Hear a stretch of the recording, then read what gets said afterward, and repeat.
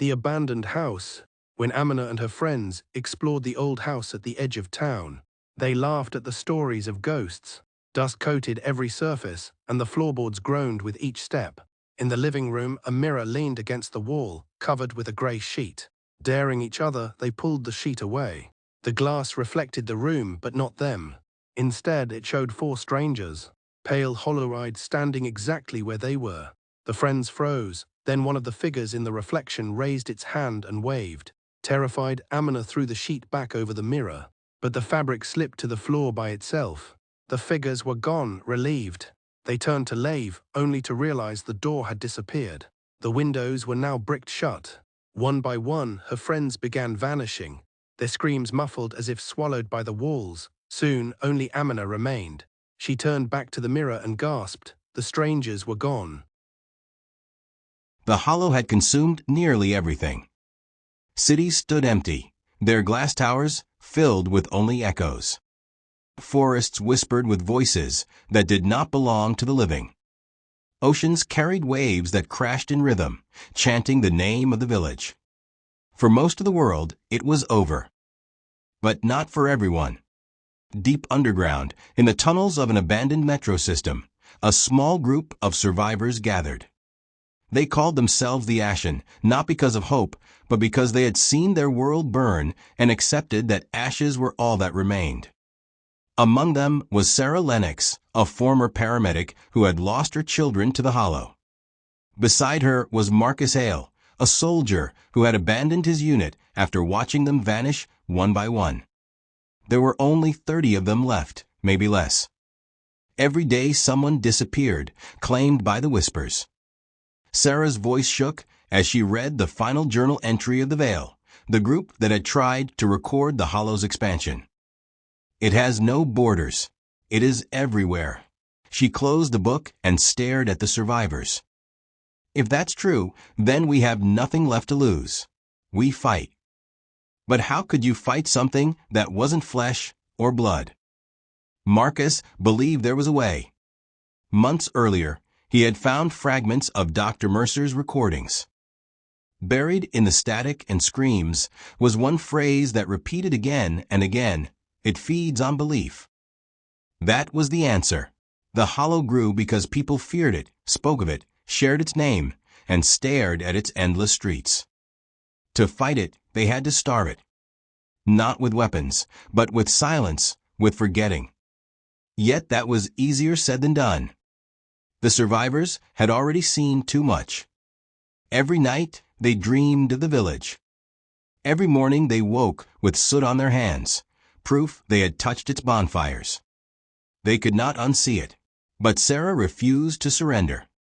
She proposed something no one else had dared. "We take the fight to it," she said. "If it spreads by belief, then we go inside and tear it apart from a root." The others whispered, horrified. To enter the hollow was suicide. No one returned, but Marcus stood beside her. "If we don't, there won't be anyone left to return." And so 30 became 27. 3 refused to go, staying in the tunnels. The rest gathered what little gear they had, rusted rifles, axes, torches. Not to kill, but to remind themselves they were human, not prey. When they emerged from the tunnels, the world above was gone. Streets that had once led to cities now stretched into Raven's Hollow. The wooden houses multiplied endlessly, each one identical, their windows glowing faintly with firelight. The air was heavy with ash, though no flames could be seen. The villagers were waiting. They stood in silence, hundreds of them, their eyes black, their smiles carved wide. Among them, the survivors saw faces they recognized, children, parents, lovers, twisted into something else. When Sarah spotted her daughter, holding a lantern with trembling hands, she almost broke. But Marcus grabbed her arm. "It's not her. It's never them. Keep moving." The hollow did not attack. It wanted them to walk deeper, to sink willingly. So they marched, the streets twisting and bending, leading them in circles until the houses seemed to breathe. Doors opened without touch. Shadows lengthened against the moonlight. Somewhere far away, a drumbeat began, slow and steady, like a heart. Hours turned into days. The survivors did not eat or drink, yet their bodies did not weaken. The hollow sustained them, keeping them alive for its game. Some began to falter, whispering that maybe joining would be easier. One man, Thomas, stopped walking and simply smiled, his eyes turning black as he stepped into a house and closed the door behind him. 26 became 25. At last, they reached the center. A great bonfire burned in the middle of an endless square. Around it, thousands of villagers stood, chanting in one voice. The flames rose high, but no heat touched the survivors. In the fire's core was something darker than shadow, a shape that shifted with every blink. The hollow had consumed nearly everything. Cities stood empty, their glass towers filled with only echoes. Forests whispered with voices that did not belong to the living. Oceans carried waves that crashed in rhythm, chanting the name of the village.